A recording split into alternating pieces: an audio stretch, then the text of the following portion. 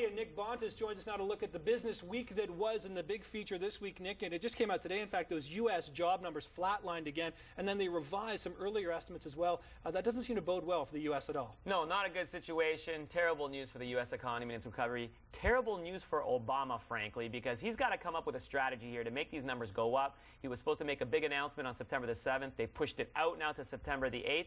But I don't expect any miracles. They might invest in some infrastructure. They still have to reduce the deficit. The only one thing that I do know for sure is that the Republican sharks are going to be attacking Obama. They're going to jump on this, and they're going to say, this is why next year in the next election, you must vote Republican, not Democrat, as if Obama blew it and it's all his fault. Absolutely. I know. It's just going to be so partisan, and you can hear the campaign rhetoric ramping up already. That's right. Let's talk about gas prices. This obviously is an evergreen story right now. The price per barrel right now is under $90, but we're still paying $1.30 or so at the liter. It seems high. They're blaming the hurricane season now, big oil. I mean, this is just getting out of hand, isn't it? It is out of hand. Everybody, including you, Nick, knows exactly why gas prices went up this week, because Labor Day is the biggest car traveling weekend of the summer for every North American. We have to go visit grandma, or parents have to drop off their kids at university or school. So once again, we are getting gouged. One thing that I like to give as a piece of advice to all the viewers out there, whenever there is a long weekend, always, always, always fill up your car before Thursday at midnight, because on Friday, it's going to go up for sure.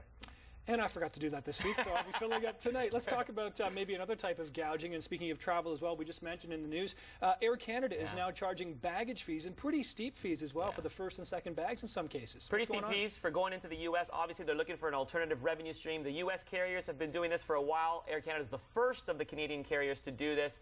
We now have to manage our luggage, which means when you're going on vacation, when you're going away on business, you used to pack everything in the bag and you didn't care. You can't do that no more. You're actually going to have to weigh your luggage before you leave the house, because if it's above that minimum threshold, you will get charged. And let me tell you, having just come back from vacation, there's no fooling around there at the line at the airline. They will charge you. You have to get your visa out or you're not flying.